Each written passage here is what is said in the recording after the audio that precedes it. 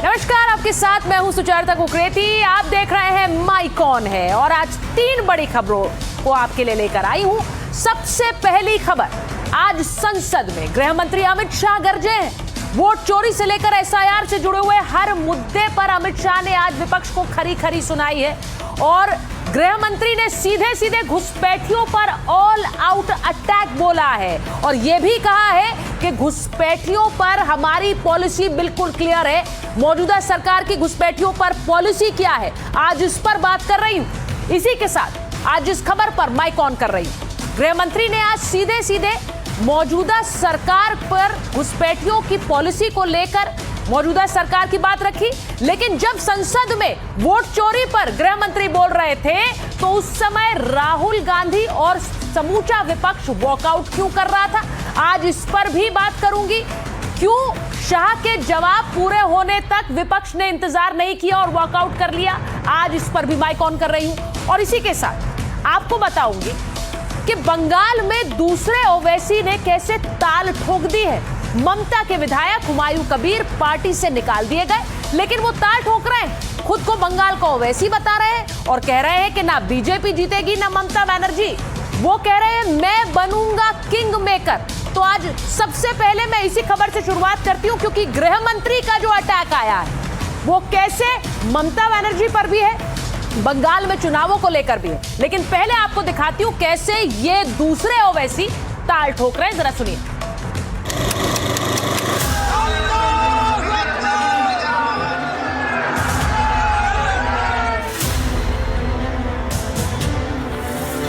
तृणमूल कांग्रेस के सत्ता से हटाने के लिए मैं ओपन उनको ऐलान किया।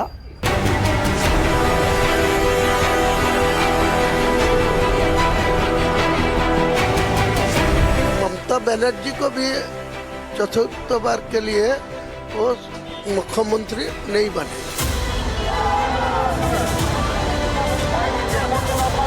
टीएमसी को खिलाफ में चुनाव में उतरेगी।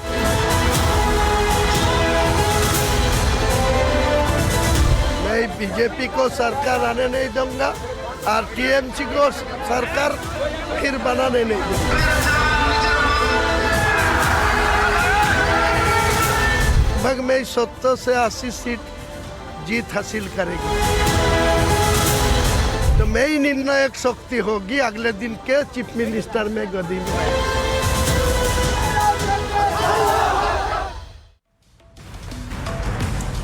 तो आपको बताती हूं कि आखिर पश्चिम बंगाल में कैसे ममता बनर्जी के साथ साथ बीजेपी को चुनौती दे रहे हैं हुमायूं कबीर। कह रहे हैं खुद को बंगाल का ओवैसी, मुझे बंगाल का ओवैसी, खुद ओवैसी ने कहा, ये कह रहे हैं हुमायूं कबीर।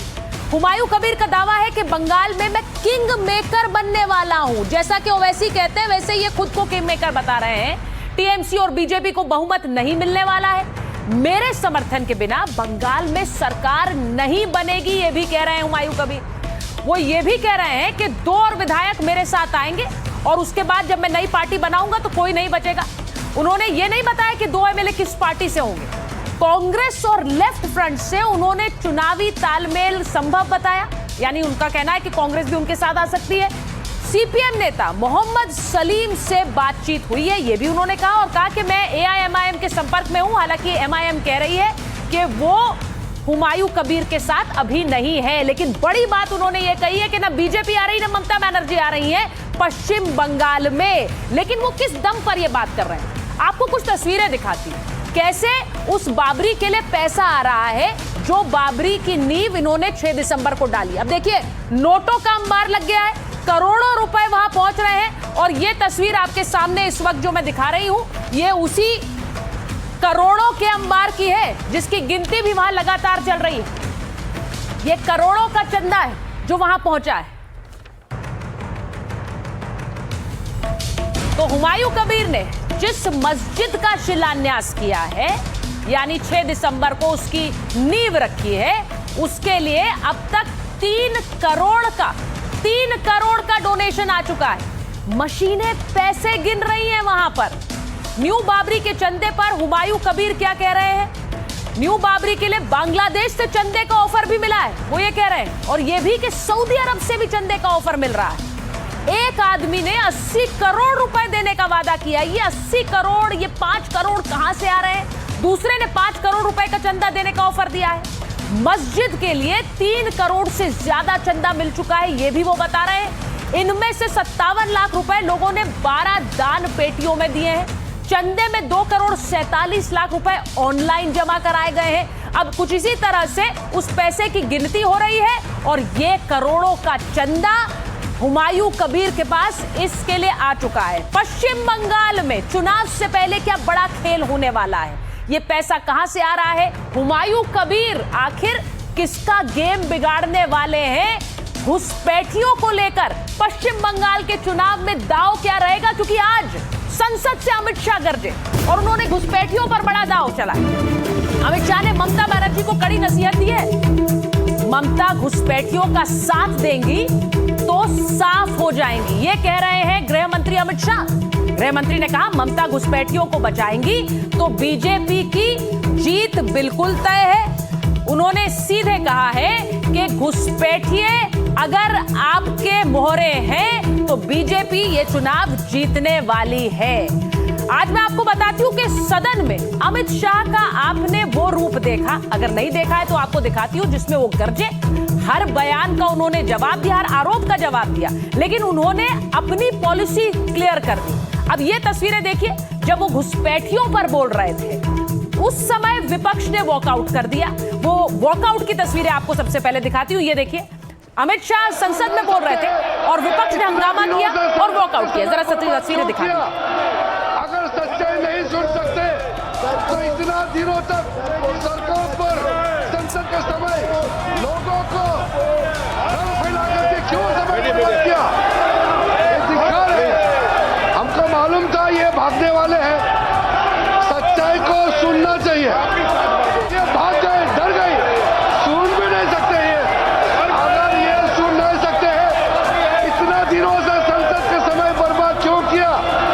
अगर सच्चाई नहीं सुन सकते तो इतना दिनों तक सड़कों पर संसद के समय लोगों को रंग फैला करके क्यों? ये 200 बार भी बहसकार करेंगे, एक भी अवैध घुसपैठियों को इस देश में हम वोट नहीं देंगे। ये हमारे एनडीए का पॉलिसी है मान्यवर। डिटेक्ट मतलब ढूंढो, डिलीट करो, मतदाता सूची में नाम काटो और उनको डिपोर्ट करो। हम संवैधानिक प्रक्रिया कर कर डिटेक्ट, डिलीट और डिपोर्ट ये पूरा करेंगे। ये क्यों सदन छोड़कर भाग गए? मैं इनके सामने तो कोई बात भी नहीं कर रहा था, ना कांग्रेस पार्टी के सामने बात कर रहा था। मैं तो बात कर रहा था घुसपैठियों को देश के बाहर निकालने की। अब ये तो देखिए साहब, अगर मैंने इतने सारे आरोप करे श्री जवाहरलाल नेहरू पर, इंदिरा गांधी पर, इनके पिताजी पर, सोनिया जी पर, तब भागते तो लाजिम था। ये घुसपैठियों को लिए भाग गए क्योंकि उनकी हमारी पॉलिसी है डिटेक्ट, डिलीट और डिपोर्ट। उनकी पॉलिसी है नॉर्मलाइज कर दो घुसपैठ को, उसके बाद में मान्यता प्रदान कर दो और चुनाव में मतदाता सूची में डालकर फॉर्मलाइज कर दो। मगर साहब ये लंबे समय तक नहीं चलना। तो डिटेक्ट, डिलीट, डिपोर्ट की पॉलिसी की बात आज सदन में कही है गृह मंत्री अमित शाह ने, लेकिन किस तरह एसआईआर पर उन्होंने जवाब दिया।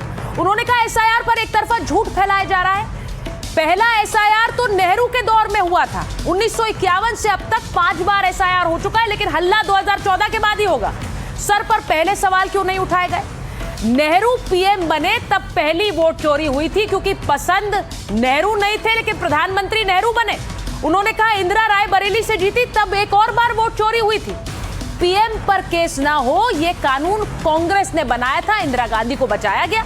नागरिक बनने से पहले सोनिया गांधी ने भी वोट चोरी की। उन्होंने ये भी कहा उन्होंने वोट दिया, नागरिक नहीं बनी लेकिन वोट पहले दे दिया। सोनिया की वोटिंग का ये मामला कोर्ट में है और हमने चुनाव आयोग पर कभी आरोप नहीं लगाया, ये भी उन्होंने बात कह दी। उन्होंने कहा विपक्ष हारता है तो लोकतंत्र को बदनाम करता है।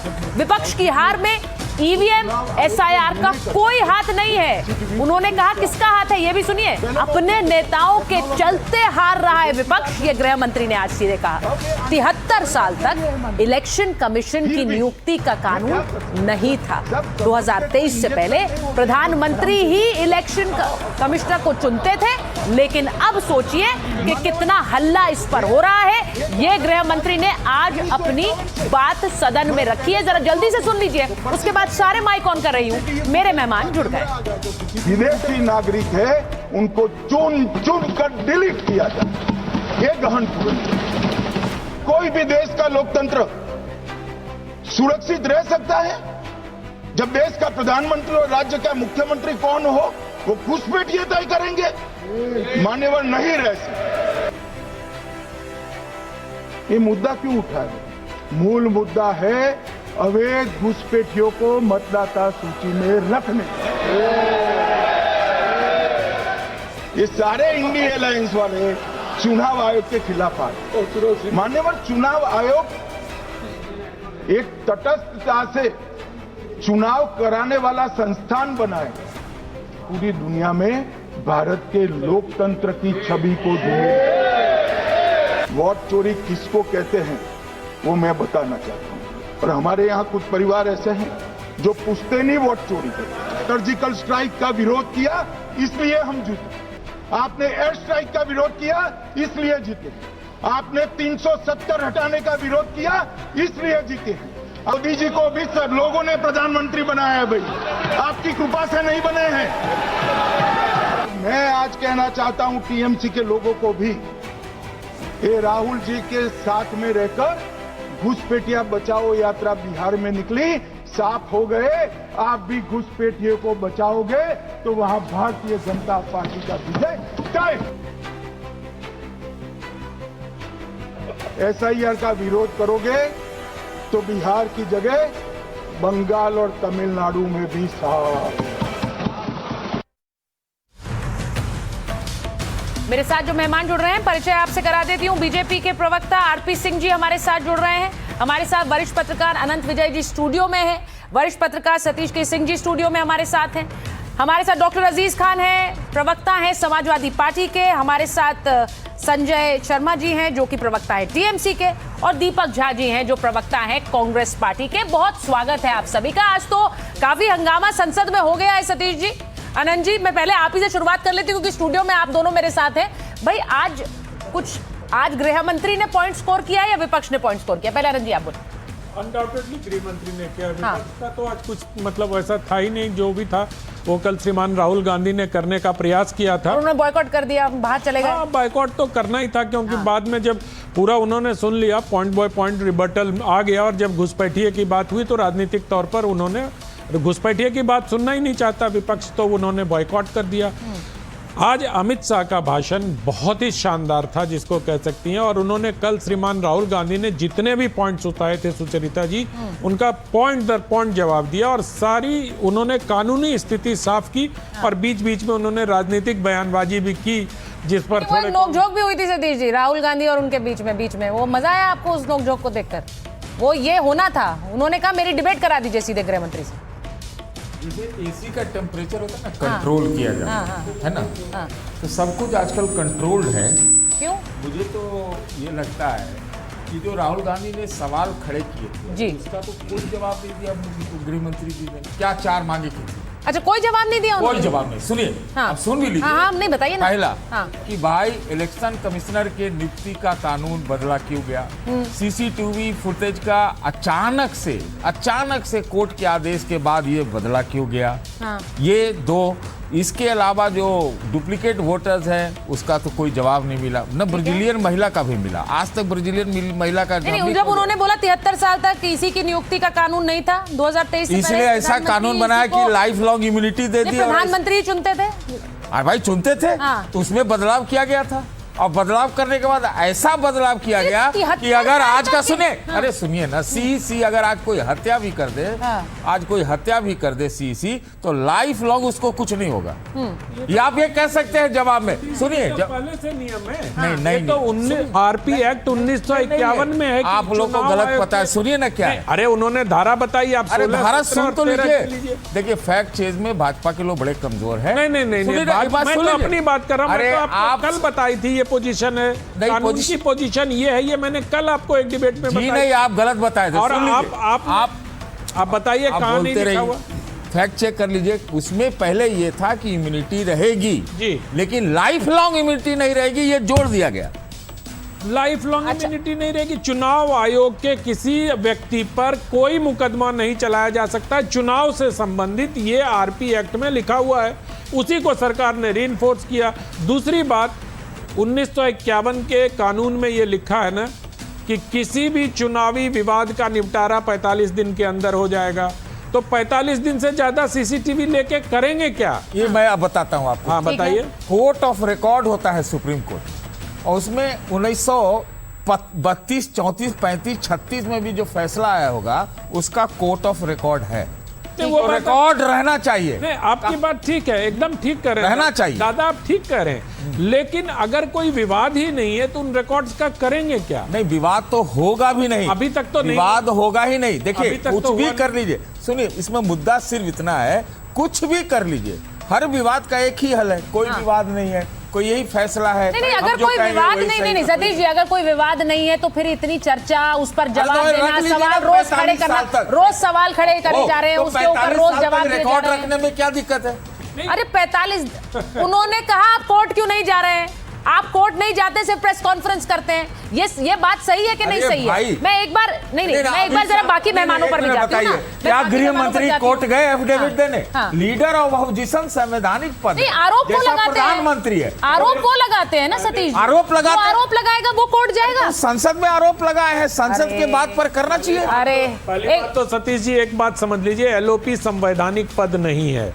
आप इसको करेक्ट कर लीजिए, वो संसदीय पद है। बार बार संसद- कवर फायर मत दीजिए। आप वो हमको जानते अरे, थे, कवर आप फायर यही दे रहे हैं। बोलेंगे। हाँ। कवर तीन फायर एक दे रहे हैं। निकालेंगे, बिल्कुल तो प्रधानमंत्री भी तो ठीक ऐसा है। नहीं है। मैं एक बार जरा एक बात सुनिए। Constitutional position है। हाँ, तो मैं जरा- कॉन्स्टिट्यूशनल पोजीशन है, लीडर ऑफ अपोजिशन जब होता है। मैं जरा एक बार संजय शर्मा जी के पास जा तो रही आप हूँ, उसको TMC एक के प्रवक्ता स्टेटस हैं। प्राप्त है, सुनिए ना, कैबिनेट का सुनिए, प्रस्ताव है, एक बार संजय जी कैबिनेट के का पास। स्टेटस है। दीपक झा जी भी आ गए, मैं स्क्रीन पर देख रही संसद हूँ। में है, खान पोजीशन है। संसद एक में सेकंड तो बस खत्म। पद नहीं। संसद से बड़ा है क्या? भाई संजय जी पहले आपसे पूछ रही हूँ, आज बड़ी बात कह दी है गृह मंत्री ने। उन्होंने कहा घुसपैठिए बचाओ मुहिम पर लगा हुआ है विपक्ष। मैं यहाँ पर जवाब दे रहा हूँ, सब भाग गए, सब संसद से वॉकआउट कर गए।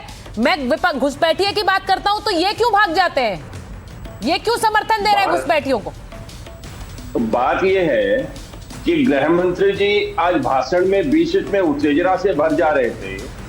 कल हमने देखा था कि किसी बात पर राजनाथ सिंह जी को बहुत गुस्सा आ रहा था। तो ये बीजेपी को लोग इतने डरे हुए क्यों हैं? भाई, आप पूर्ण बहुमत की सरकार है, बहुत ताकतवर आप अपने आप को कहते हो, तो इतना गुस्सा काहे करते हो? एक नंबर 2, आज अमित शाह जी ने एक बात कही, delete, detect and deport. Yes, in 3 D के साथ एक और डी मैं जोड़ देता हूं, जो प्रधानमंत्री जी ने लोकसभा का ये सत्र शुरू होने के पहले जो ड्रामा शब्द का इस्तेमाल किया था, वो ड्रामा। ठीक है। ये ड्रामा कर रहे हैं गृह मंत्री जी। 2014 से भाजपा की सरकार है। आज 2025 में इस वक्त देश के प्रधानमंत्री जी के बाद सबसे ताकतवर मंत्री अमित शाह, गृह मंत्रालय इनके पास है। ठीक है। इनको आंकड़े रखने चाहिए कि मनमोहन सिंह, इनके पहले की जो सरकार थी, उन्होंने कितने लोगों को डिटेक्ट किया, डिलीट किया, डिपोर्ट किया, और इन्होंने कितनों को किया, वो रख देते देश के सामने। तो अच्छा ठीक है, ये जो आपका सवाल है, ये मैं लेकर आरपी सिंह जी के पास जाऊंगी। लेकिन नहीं सुनिए ना, बस मुझे एक बात बताइए, ये जो डिटेक्ट डिलीट डिपोर्ट वाली पॉलिसी है, इसका पक्षधर है आप? टीएमसी इसके समर्थन में है? कोई भी शुभ बुद्धि संपन्न व्यक्ति हाँ, जो देश की संसदीय कार्यप्रणाली में और संसदीय लोकतंत्र में विश्वास करता हो, हाँ। वो कैसे किसी विदेशी घुसपैठियों को और किसी विदेशी वोटर को अपना वोटर मान सकता है और अपना नागरिक मान सकता है? तो फिर आप एसआईआर के खिलाफ क्यों हैं संजय जी? आज गृह मंत्री ने ये भी कहा कि एसआईआर, नहीं आप बात आप रखिए, मेरी बात मैं सुनिए। सिर्फ सवाल जोड़ रही हूँ उसमें। उन्होंने हम ये कहा कि सभी- एसआईआर विदेशी नागरिकों का तो नहीं हो सकता ना, घुसपैठियों का तो नहीं हो सकता है, तो जब एसआईआर होगा तो उसके साथ साथ घुसपैठियों का भी तो पता चलेगा, तो उसमें दिक्कत क्यों है एसआईआर से? सवाल सबसे बड़ा यही है। हमें दिक्कत नहीं है, मेरी बात अब आप सुन लीजिए जी कि 2024 का लोकसभा चुनाव जीतने के बाद उसी वोटर लिस्ट में इनको घुसपैठिए मिल गए हैं और अभी एसआईआर के माध्यम से उन्हें उन घुसपैठियों को खोजेंगे और देश से बाहर निकालेंगे। ये एक गृह मंत्री के रूप में वो देश की संसद में बयान देते हैं और कहते हैं कि विपक्षी लोग को घुसपैठियों से प्रेम है। अरे जब इतना ही था, एसआईआर करके बिहार में कितने घुसपैठिए आपने बनाए हैं, तो इसको बताइए तो सही। ठीक है। ये आंकड़े आप छुपा क्यों रहे हैं? और आंकड़े दूसरी छुपा रहे हैं बात- आप, ठीक है, जवाब दीजिए आरपी सिंह जी। आंकड़े और आप दूसरी छुपा रहे हैं, आप बात- बार बार और दूसरी घुसपैठियों बात- के नाम पर ट्रिपल डी बता दिया और- आज गृह मंत्री ने, लेकिन और आंकड़े नहीं दूसरी बात- बताते हैं। और दूसरी बात नहीं एक और सेकंड एक बात मेरे सर, सुन और भी लीजिए, मेहमान 30 इंतजार कर रहे हैं ना। सेकंड संजय जी मैं आ रही हूँ 30 सेकंड मुझे वापस, मैं वापस आ रही हूँ। आरपी सिंह जी इसका जवाब दे दीजिए। आप लोग घुसपैठियों के नाम पर ममता बनर्जी को कह रही है कि वो हार जाएंगे। जी मैं जी। 2-3 नाम पढ़कर सुनाता हूँ। जी मोहम्मद कमलुद्दीन, ये 1996 में पाकिस्तानी पासपोर्ट था इनके पास, यहाँ चुनाव लड़े, वोटर बने, चुनाव लड़ गए। ठीक है, इनका मामला कोर्ट में गया, खारिज हुआ, मतलब इनके खिलाफ मुकदमा चला है। ऐसे ही एक है कमरुद्दीन, वह नागांव से असम में, फिर ये चुनाव लड़े सन 2000 के अंदर। इसी प्रकार एक है करीमुद्दीन बहुबरिया, 2021 की असेंबली चुनाव में चुनाव लड़ने की कोशिश की, मुकदमा चल रहा है, ऐसे तो कोर्ट कई के नाम है विचाराधीन जो ओपन है इस देश में सोशल हुआ- मीडिया में कि हम बता सकते और हैं। संजय जी, थोड़े दिन ये पहले- बोलने दीजिए, जब आप बोल रहे थे वो नहीं बोले हैं, एक एक करके बात कलकत्ता करिए। के बॉर्डर पर, कलकत्ता के पास करीमपुर में खुद आपके चैनल में करिए, बाकी सब चैनल ने कवर किया कि किस प्रकार से घुसपैठिए भाग रहे हैं, अपना घर छोड़ कर भाग रहे हैं। उन्होंने ये भी कहा कि हमको टीएमसी ने वोट बनाया, हमारा टीएमसी ने वोट बनाया, हम टीएमसी को वोट देते थे। ये उनके ऑन रिकॉर्ड वीडियोस हैं, सोशल मीडिया पे नहीं, मेन चैनल्स पे चले हैं। ऐसी हमारी इसमें सीमाएं, कहा गया कि कोई भी आ सकता है, हमारा कोई वोट भी जा बनाया, सकता है। हम वोट डालते थे, अब क्योंकि जांच हो रही है इसलिए हम भाग रहे हैं, हम जा रहे हैं। तो ये तो दिखता है कि घुसपैठिए हैं। अब जिनको घुसपैठियों नहीं, पे वोट घुसपैठिए चाहिए, है, वो दिख करें। रहा है, वो कह रहे हैं, आपको यहाँ नंबर पर बताइए ना। के अंदर उन्होंने बोला नंबर बताइए कांग्रेस आरपी के सिंह। नेता ने ये बड़ा वो स्पष्टता नंबर से नहीं कहा था कि बताएंगे। हाँ हम और ये जो घुसपैठियों को बात बोल रहे 450 हैं, रुपए वाला केंद्रीय सिलेंडर गृह मंत्री देंगे। को इस्तीफा दे दीपक देना झा जी को चाहिए। स्पीकर छाती ठोकर लीजिए रहा सर। था। हाँ, कांग्रेस ये के तो प्रवक्ता सबको को पता है कि लीजिए। इनके लिए संजय वोट बैंक जी, है। मेरी एक ये रिक्वेस्ट वो आप सबसे घुसपैठिए है, नहीं, उसके इस चलते शो हुए का बाकी वोट बैंक पे नजर करते हैं। इस शो का नाम माइक ऑन है, तो यहाँ पर सबके माइक ऑन रहते हैं, और अगर आप एक एक करके बात करेंगे तो बहुत अच्छा रहेगा, वरना बहुत सारा शोर जाएगा, जनता को समझ नहीं आएगा। मैं आरपी सिंह जी की बात आप अपनी जल्दी से कंप्लीट करिए, फिर मैं दीपक जी के पास जाऊंगी। आरपी सिंह जी, नहीं, बड़ी स्पष्ट बात है। और जहाँ तक सतीश साहब ने कहा कि प्रधान अमित शाह जी ने जवाब नहीं दिया, अरे सतीश जी, चाइना वाली मशीन मत यूज़ करिए, कोई हिंदुस्तान की अच्छी मशीन यूज़ करिए, मेक इन इंडिया, तो समझ लग जाएगा आपको। एक एक बात का जवाब दिया उन्होंने, एक एक प्रश्न का उत्तर दिया, और कहा कि किस प्रकार से एक रंजू देवी थी जिनको ये खड़ा कर दिया था कहकर कि ये मेरा वोट काट दिया गया है। वो बाद में उनका वीडियो आया जिसमें उन्होंने कहा नहीं। और फिर उन्होंने ये भी कहा कि किस प्रकार से एक मोहल्ले में एक घर के एड्रेस पर 500 वोट थे, 501 कोई नंबर था हरियाणा के अंदर, क्योंकि 1 एकड़ की ज़मीन थी, उसके अंदर 500 वोट हो सकते हैं, इसमें क्या बड़ी बात है।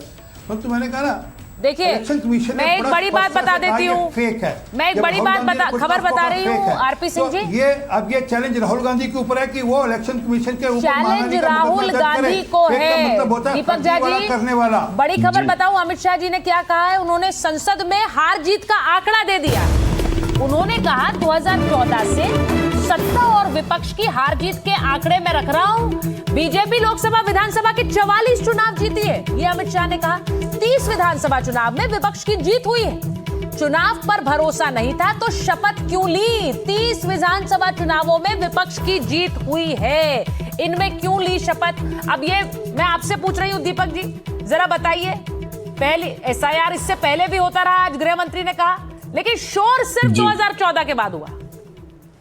देखिए सुचारिता जी, आपने कहा माइक कौन है, और एक बात और आपने कही कि गृह मंत्री जी ने कहा है, तो गृह मंत्री वो भी इंसान है, वो भी अवतरित पुरुष नहीं है। नरेंद्र मोदी जी अवतरित है, लेकिन गृह मंत्री जी तो इंसान है ना, तो इंसान की तरह मैं उनको कहूंगा कि एक इंसान ने क्या कहा था कि बॉर्डर, अभी बहुत सारी बातें हो रही थी, बॉर्डर हम रोकेंगे। नरेंद्र मोदी जी सवाल करते तो घुसपैठिए कैसे आते हैं, देश का प्रधानमंत्री जवाब देगा। दूसरी तरफ अमित शाह जी कहते हैं कि हमारे बस में नहीं है कि हम बॉर्डर को रोक सके, घुसपैठियों को रोक सके। ये अमित जी का ऑन रिकॉर्ड बयान है, देश के गृह मंत्री का बयान है, इससे पलट नहीं सकते। तो अब दोहरा चरित्र भाजपा का है, दोहरा चरित्र गृह मंत्री का है। दूसरी बात, बिहार में तो एसआईआर हो गई ना, तो वहां से घुसपैठियों को आप कब से निकालना शुरू करेंगे?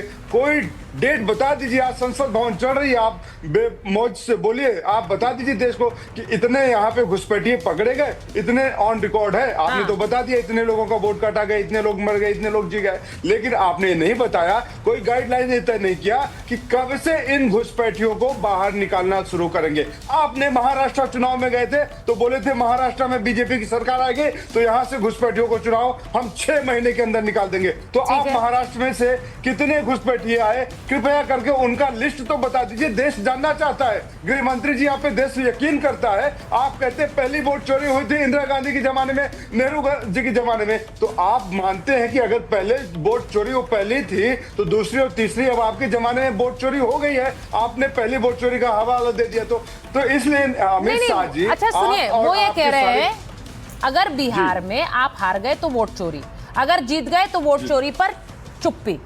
अब कर्नाटक में वोट चोरी का हल्ला क्यों नहीं हुआ? अब कल को बंगाल में होगा, यूपी में होगा, ये वहां का निर्णय तय करेगा। अगर वहां जीत गए तो वहां वोट चोरी नहीं होगी।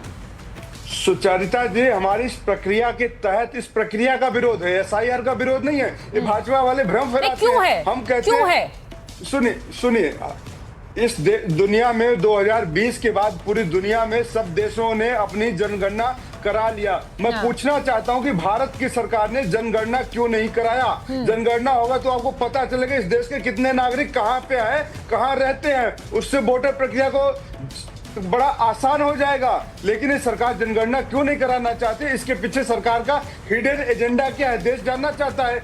बीजेपी की प्रवक्ता यहाँ पे बताएंगे। अच्छा मैं एक चीज पूछना चाह रही हूँ, एक बार मैं डॉक्टर अजीज खान के पास जाऊंगी जल्दी से, उसके बाद हाँ ठीक है, लीजिए, बोलिए। एसआईआर की प्रक्रिया आप 1 महीने में क्यों खत्म करना चाहते हैं? इतना बड़ा विहंगम देश है, इतनी बड़ी फोर्स है, इतने बड़े लोग हैं। देखिए खबर आ रही है, मैं बता दूं आपको, जरा वो खबर चला दीजिए दीपक जी के लिए। शायद एसआईआर की जो तारीखें हैं वो फिर से एक्सटेंड हो रही हैं, जरा बड़ी खबर चलाइए, क्योंकि सर ये दूसरी बार है।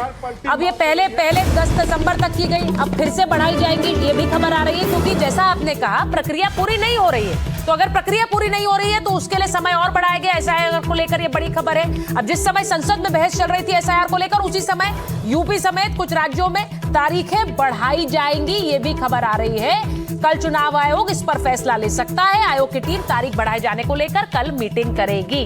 अब समस्या क्या है? गृह मंत्री ने आज जो कहा है, मैं डॉक्टर अजीज खान के पास एक बार चली जाती हूं, उसके बाद वापस आ रही हूं। यूपी अगर आप जीत गए 2027 में डॉक्टर अजीज खान, तो वोट चोरी नहीं है, लेकिन अगर हार गए तो वोट चोरी ही है। ये तो इफ एंड बट वाली बात हो जाती है ना सुचरिता जी की, जीत गए हार गए, बात पूरे प्रोसेस की, पूरी अरे भाई प्रक्रिया की है। ये इफ एंड बट ही है।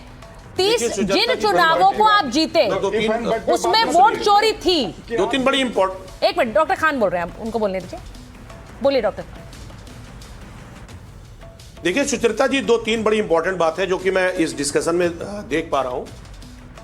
भाई इको आ रहा, प्लीज ठीक कर दे। ठीक कराइए भाई। देखिए नंबर 1, ये बार बार कहा जा रहा है कि एसआईआर हो रहा है, हाँ, और इस एसआईआर से घुसपैठिए पकड़े जा रहे हैं। एसआईआर का घुसपैठिए से ताल्लुक क्या है? ठीक, कोई लेना देना नहीं। एसआईआर एक अलग प्रक्रिया है और घुसपैठिए पकड़ने का तरीका अलग है, और वो एक अलग सिस्टम है। एसआईआर से आप डिसाइड ही नहीं कर सकते कि कौन घुसपैठिया है, कौन घुसपैठिया नहीं है, एक बात। ओके। दूसरी बात, अभी आप एसआईआर के डेट बढ़ाने की बात हो रही है।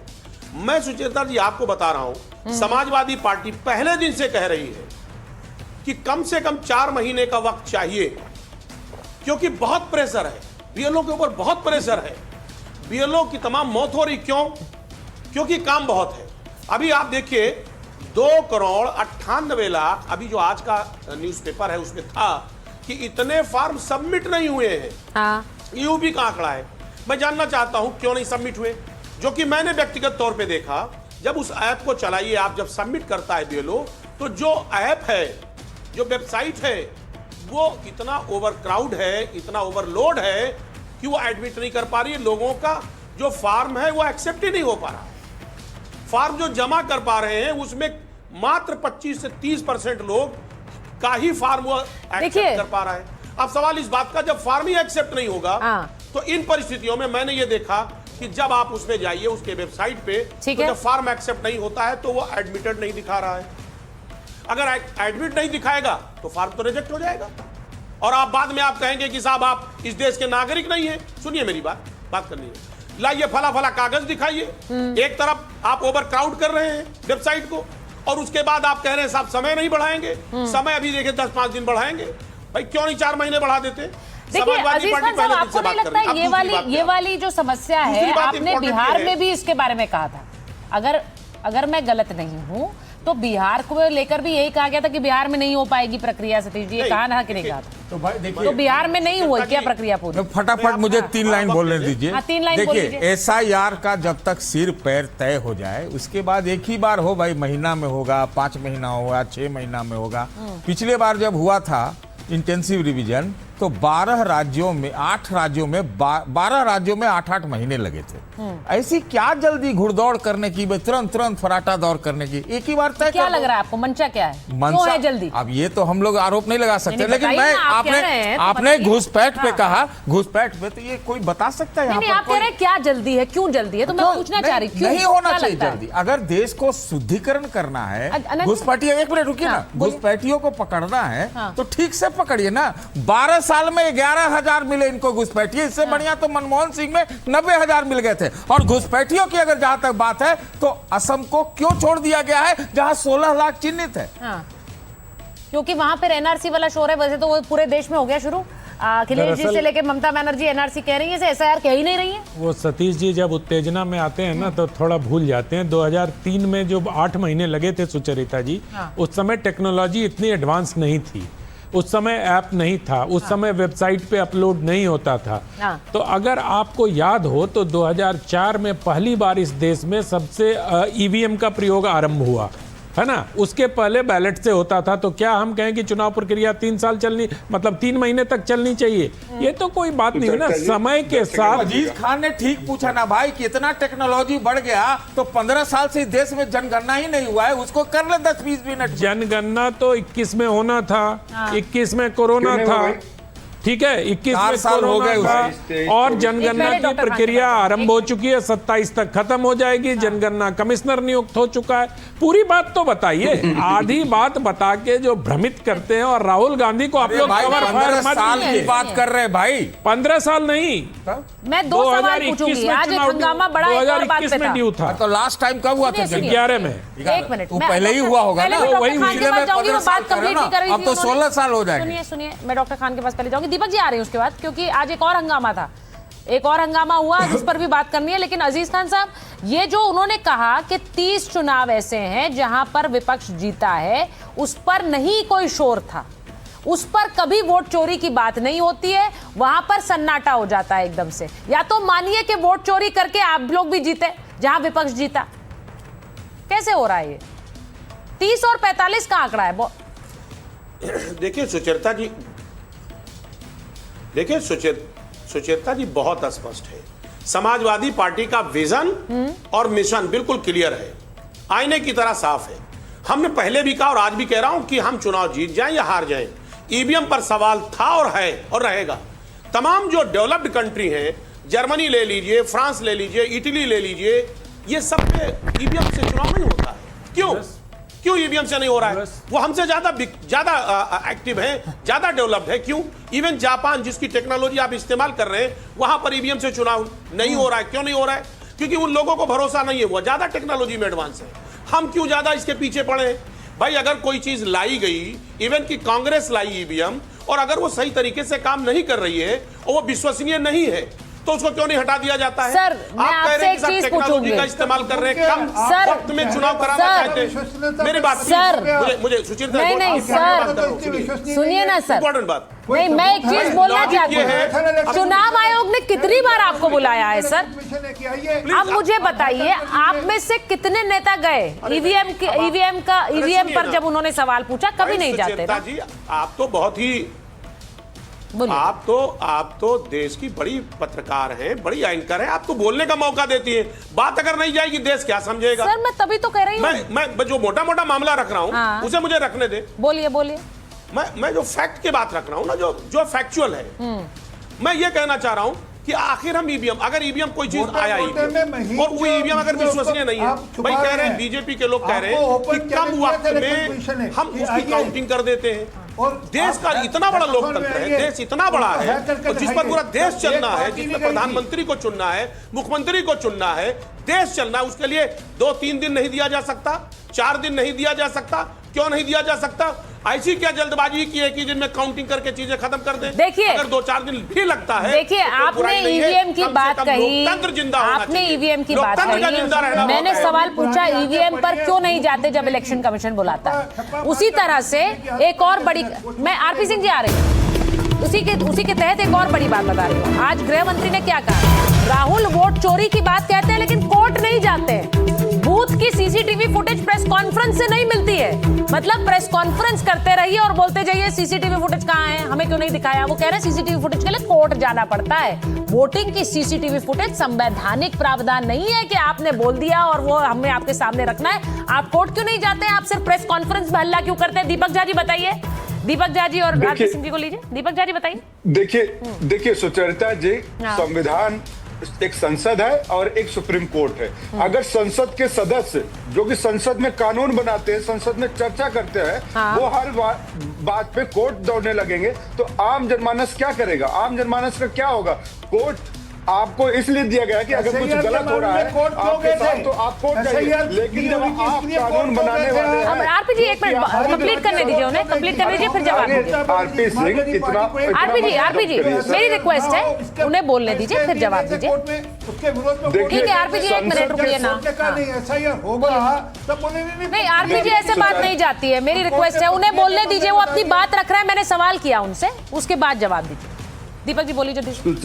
सुचरिता जी, सबसे बड़ी बात है जब संसद कानून बनाने के लिए है, संसद सदस्यों को इसीलिए चुना जाता है। अब गृह मंत्री कहें कि हर बात पे तुम कोर्ट जाओ, हर बात पे कोर्ट जाओ, कोर्ट नहीं जाया जाता। गृह मंत्री को समझाइए, यहाँ पे संसद में हम चर्चा की बात करते हैं, संसद में हम। अच्छा चलिए एक बात बता दीजिए, जो आरोप आपने लगाया और आप कोर्ट गए। दीपक जी चलिए मैं आपसे पूछती हूँ, एक आरोप आपने लगाया जिसके लिए आप कोर्ट गए, सबके लिए मत जाइए, आपने कहा सबके लिए नहीं जाया जाता कोर्ट। एक आरोप जिसके लिए आप कोर्ट गए। हम सब मुद्दों पे कौन सा आरोप जिसके लिए कोर्ट गए? राहुल गांधी जी, एक मिनट, मैं फिर कहता हूँ बीजेपी कोर्ट जाए, देश के प्रधानमंत्री कोर्ट में भागेंगे। कोई बात हुई क्या है? कोई आरोप आप लगाते हैं, कहते हैं बीजेपी कोर्ट जाए कि राहुल नहीं, मैं ये नहीं कह रही आप सबके लिए जाइए, आपने सही कहा, हर आरोप के लिए नहीं जा सकते, पर एक आरोप जो लगाया उसके लिए तो जाइए। प्रधानमंत्री कोर्ट जाए कि वो कहते कि हमने चुनाव आयोग का ऐसे इस तरीके से चयन किया है, तो प्रधानमंत्री जी जाए, प्रधानमंत्री जाए कोर्ट, प्रधानमंत्री जाएं कोर्ट। मतलब आरोप आप लगाते रहिए प्रेस कॉन्फ्रेंस करके, प्रधानमंत्री जी जाएंगे। जब आपके पास वो अधिकार है कि आप संसद भवन के अंदर चर्चा करके कानून को बना सकते हैं, तो सरकार क्यों भागती है संसद भवन के अंदर चर्चा करने से? सवाल ये है। दूसरी बात यह है कि इन लोगों ने कहा आरपी जी जवाब देंगे। पूरे देश में एसआईआर क्यों नहीं हो रहा भाई? पूरे देश को एक साथ एसआईआर के दायरे में क्यों नहीं लाते? अब देखिए उन्होंने एक बात इंपॉर्टेंट कही, 2014 के बाद कांग्रेस ने चुनाव सुधार के लिए एक भी सुझाव नहीं दिया है आधिकारिक रूप से। मैं आपसे पूछ रही हूं, अगर प्रधानमंत्री जी कोर्ट जाए, गृह मंत्री जी कोर्ट जाए, आप सुझाव दे सकते हैं, लेकिन आप वो नहीं देते, आप आरोप लगाते हैं, क्यों भाई? सुचरिता जी, अगर आपका सवाल होता तो मैं आपको बहुत बहुत धन्यवाद करता कि बहुत ही नेक सवाल उठाया है, लेकिन गृह मंत्री जी से एक सवाल पूछिएगा, कितनी बार उन्होंने सर्वदलीय बैठक बुलाई है, कितनी बार उन्होंने विपक्ष बताइए भाई आरपी सिंह जी, कि आइए बैठ के बात करिए, हम इस आरपी सिंह जी जल्दी से जवाब, कितनी बार बताया? ठीक आरपी सिंह जी जवाब देंगे। एसआईआर से आरपी सिंह जी आप नहीं बुलाते हैं, एंटरटेन नहीं करते हैं विपक्ष को, आप क्यों नहीं सर्वदलीय बैठक में बुलाते हैं? वो तो ये आरोप लगा रहे हैं। आपका ये सब गलत है, एंटरटेन गलत है। नहीं यू शुड करेक्ट योरसेल्फ। जवाब देने दीजिए, जवाब देने दीजिए। डिस्कशन होता है, कौन-कौन सा दिया जाएगा, सुचरिता जी ये सब गलत। कोई गलत नहीं है भाई, कॉमन पार्लेंस होती है, आम बोलचाल की भाषा होती है, कुछ गलत नहीं है उसमें। दीपक झा जी बिल्कुल भी गलत नहीं है, बेकार के विषयों पे मत जाइए। हाँ। उनका शब्द है फेक। फेक का हिंदी अनुवाद होता है फर्जीवाड़ा। राहुल गांधी के बारे में लिखा है फेक है, तो राहुल गांधी को कुछ शर्म आती है? अजीज जी को लीजिए। मुकदमा ठोक देना चाहिए इलेक्शन कमीशन के ऊपर, अजीज खान। मानहानि का मुकदमा करना चाहिए। हम तो कहेंगे कि राहुल गांधी फर्जीवाड़ा काम, फर्जीवाड़ा वाला काम कर रहे महाराणा हैं। प्रताप लड़े थे क्या? रक्षा मंत्री जब कहते हैं देखिए, मैं महाराणा दीपक प्रताप का जी युद्ध जब होता, आप तो बोल जिनके रहे पास नेता थे मैंने है, तो उन्हें फिर रोका, क्या है? अब वो बोल रहे हैं, मैं आपको रोकूंगी, ऐसे नहीं करूंगी। ठीक है। बोलिए चलिए, आरपी ठीक है। सिंह जी। देखिए, मैं फिर कह रहा हूँ, इलेक्शन कमीशन ने इन्होंने जितनी बार प्रेस कॉन्फ्रेंस करी उस पर एक ट्विटर हैंडल पे डाला फेक, वर्ड यूज किया फेक। तो फेक का मतलब हिंदी में होता है फर्जीवाड़ा।